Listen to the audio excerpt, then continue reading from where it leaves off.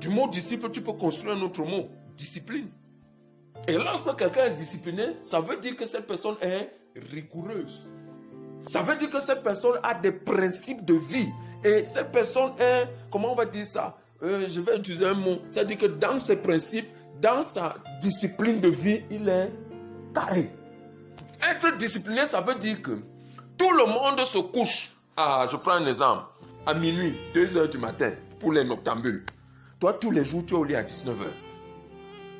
Et tu t'arranges à ce qu'à 19h, tu sois au lit. Un homme discipliné, quand il sort de la maison le matin, s'arrange à ce que 18h, par exemple, je prends un exemple, doit le trouver à la maison. Et l'homme discipliné fera que tu vas te rendre compte que toute sa vie, 18h, l'a toujours trouvé à la maison. Pourquoi? Parce que quand 18h le trouve à la maison, dans son esprit, il doit faire certaines choses avec ses enfants. C'est ça la discipline. L'homme discipliné sait que, ok, d'accord, quand j'ai bu 2, 3, une bière, c'est bon. C'est bon, là c'est bon pour moi. Or, tu seras au milieu des gens qui vont boire 10, 15, 20, 30 et ils vont commencer à faire n'importe quoi. À cause de ta discipline, tu ne seras pas dans le n'importe quoi. Or, la discipline selon Jésus ici veut dire quoi? Dans le livre de Romains chapitre 12, il dit, je vous exhorte mes frères à livrer vos corps en sacrifice vivant. Ça veut dire que tu prends ton corps, tu donnes. La discipline ici a une connotation de sacrifice. La discipline ici a une connotation de abandonner sa volonté à celle de Dieu. Et lorsque ta volonté est abandonnée à celle de Dieu, tu commences à t'asseoir. Regarde, Psaume 1, ne marche pas selon le conseil. D'accord? Ne fais quoi? Ne te tiens pas et ne fais pas quoi? La finalité c'est quoi? S'asseoir. Ne t'assois pas avec les pécheurs. La finalité, c'est s'asseoir. Donc, le disciple de Satan va s'asseoir et va obéir au péché.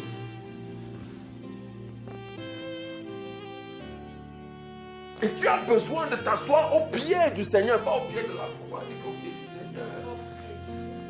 Tu as besoin de t'asseoir au pied du Seigneur. La croix, c'est une autre affaire. La croix, c'est une autre affaire. Tu as besoin de t'asseoir au pied du Seigneur. Et je vous exhorte, ne vous conformez pas au siècle. Regarde ce que toutes les femmes du Cameroun font en général. Regarde ce que tous les foyers, tout ce qui se passe dans les foyers, dans les familles au Cameroun en général. Regarde comment l'alcool, l'ivrognerie a pris le pas au Cameroun. Regarde comment l'idolâtrie a pris le pas au Cameroun. Je te dis, ne fais pas comme tu les vois faire. Oh, c'est alléchant quand tu le vois faire. Et là, certains ont dit dans Malachie 10, les méchants prospèrent. Ceux qui te désobéissent, ils sont dans la joie. Nous, on se prive pour toi. Comment est-ce qu'on continue de souffrir comme ça? On se prive pour toi. Mais Jésus te dit quelque chose. Il dit, pendant que tu seras en train de te priver, je ferai de toi un prêtre. Pendant que tu seras en train de te priver, je ferai de toi un roi. Je ferai de toi un roi. Mais pour être un roi, il y a un prix à payer. Dis que discipline. Pour être un prêtre, il y a un prix à payer. Dis que discipline. Mon ami, tout le monde peut enseigner. Tout le monde peut prêcher. Il suffit d'avoir un minimum d'intelligence, sachant que si je prends A, je mets B, ça va faire bas. Tout le monde peut faire ça, mais tout le monde ne peut pas faire certaines choses. En tant que prêtre, tout le monde ne peut pas se sacrifier à la prière. Tout le monde ne peut pas faire ça. Maintenant, quelqu'un qui est discipliné en Christ, c'est quelqu'un qui est consacré. D'accord? C'est quelqu'un qui est consacré par la consécration du monde là. Quelqu'un qui est consacré, ça veut dire je me mets à part pour Christ. Ce n'est pas un homme qui te met à part. Ce n'est pas une organisation qui te met à part. C'est Christ par son amour qui te tient. Il dit, ce n'est pas vous qui m'avez choisi, c'est moi qui vous ai choisi. Et tu te mets à part. C'est ça qu'on appelle se consacrer. Tu te mets à part et tu dis à Dieu, je deviens le tabernacle de ton esprit. Mon âme t'appartient désormais. Je ne vais plus vivre selon moi. Je ne vais plus vivre selon ma famille. Je ne vais plus vivre selon l'environnement dans lequel je suis. Je vivrai selon ta volonté. C'est ça une âme consacrée. une âme vouée au service à l'Éternel. Ça, tout le monde ne peut pas faire ça. Et lorsque quelqu'un est dans cette dimension, il peut donner la vie en enseignant. Or, celui qui n'est pas dans cette dimension va enseigner. Sera vite. Non, tu ne peux pas dire Amen. Est-ce que je te dis quelque chose? Le temps, tu sais ce que ça prend? Entrer dans le secret, intercéder pour les gens, prier pour les gens, se mettre dans le... Ça dit que tu ne fais que ça. Ce n'est pas pour tout le monde. Ça prend de l'énergie. Ça prend du temps. Tu t'oublies toi-même. Je dis, c'est là-bas que moi je veux que vous alliez. Et aujourd'hui au Cameroun, nous on ne veut plus s'asseoir. On ne veut plus s'asseoir. On ne veut plus s'asseoir. On ne veut plus écouter le maître. Ce qui est même encore dramatique dans l'histoire, c'est qu'il y a tellement de maîtres qu'on ne sait même plus qui écouter. Au travers de ces maîtres et de ces guides et de ces pères, beaucoup de choses parlent. On ne sait même plus qui écouter. Et c'est parce qu'on ne veut pas s'asseoir au pied du Seigneur. Et pas dire au pied de la croix. Il faut changer ta chanson là. Je veux m'asseoir au pied du Seigneur, pas au pied de la croix. Ce n'est pas toi qui dois t'asseoir au pied de la croix. La croix est le symbole de la victoire. Surtout même, je vais encore dire quelque chose. La foi est le symbole du jugement. La croix est le symbole du jugement. Dieu, au travers de l'œuvre accomplie encore, vient juger l'ancienne création damnée. Est-ce que je te dis quelque chose? Donc tu dois t'asseoir au pied du Seigneur. Question, est-ce que tu es prêt à t'asseoir? Même les pierres, ça a été compliqué pour eux. Le Seigneur dit, viens t'asseoir. Pierre marche avec Dieu. Jésus qui a inventé. Il a laissé femme et enfant, je gagne quoi? Le capitaine de Jésus. J'ai laissé femme et enfant, je gagne quoi? Tu vois combien c'est difficile. Donne ta vie à Jésus.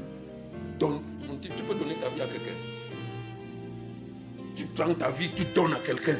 Et tu dis, maintenant je n'existe plus que par toi. Le Seigneur nous invite ce soir à s'asseoir. Parce que ce n'est qu'en s'asseyant à ses pieds qu'on parvient au salut. Ce n'est qu'en s'asseyant à ses pieds qu'on peut recevoir. Il a dit, je suis le pain descendu du ciel. Celui qui vient et qui donne la vie. Jésus passe le temps à donner le pain aux gens. Or, tout ce qu'il fait là, il est en train de dire aux gens qu'en réalité, du haut, lorsque je serai glorifié et que je serai assis à la droite de Dieu le Père, je crois que c'est dans le livre de Timothée, depuis le trône, je vais remplir toutes choses. Mais nous, on ne veut pas être remplis par le Seigneur. On veut être remplis par nos vœux. On veut être remplis par nos souhaits. On veut être remplis par nos projets. On veut être remplis par nos ambitions. On oublie les ambitions du Seigneur.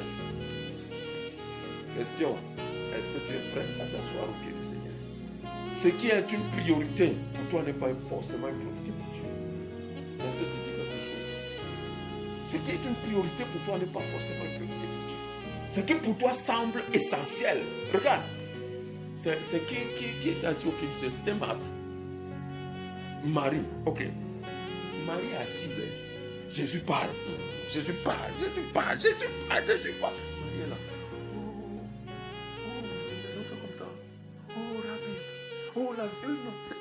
Pendant qu'elle fait ça, les humains comme toi et moi voient que non, l'autre est devenu fou. L'autre perd le temps. Il vaut mieux qu'on aille régler les choses parce que quand le Seigneur va quitter là, il doit venir manger.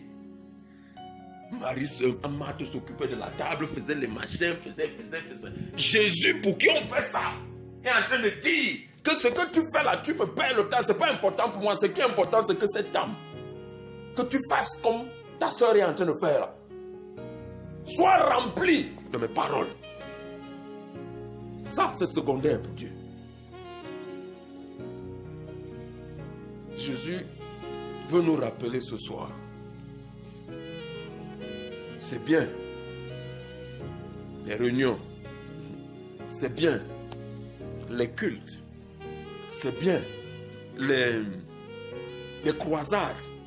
C'est bien. Tout ce que nous faisons, tous les sabbats, tout ça là, c'est bien.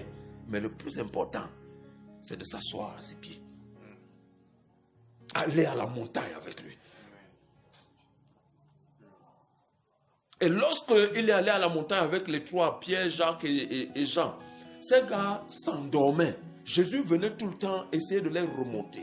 Mais le problème avec ces gars, c'est que le Seigneur n'était pas encore mort. Il n'était pas encore ressuscité.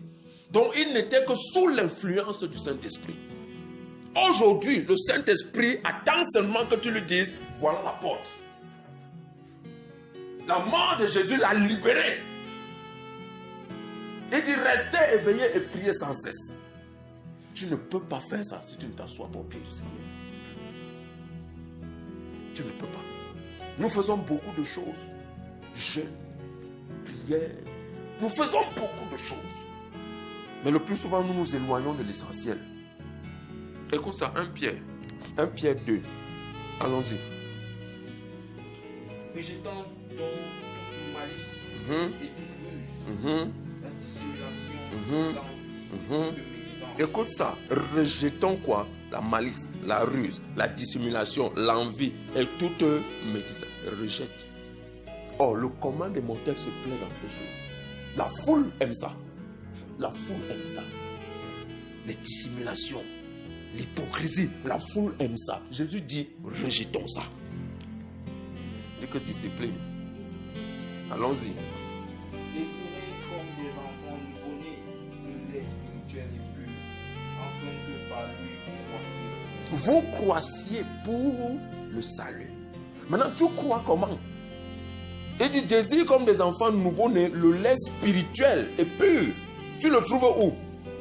Ah non, applaudis pour la merci. Applaudis pour elle. Tu trouves le lait spirituel et pur où? Dans sa parole. Et il dit, lorsque tu as ce lait spirituel et pur, tu dois croître pour le salut. Ça veut dire que ta croissance n'est pas une croissance physique.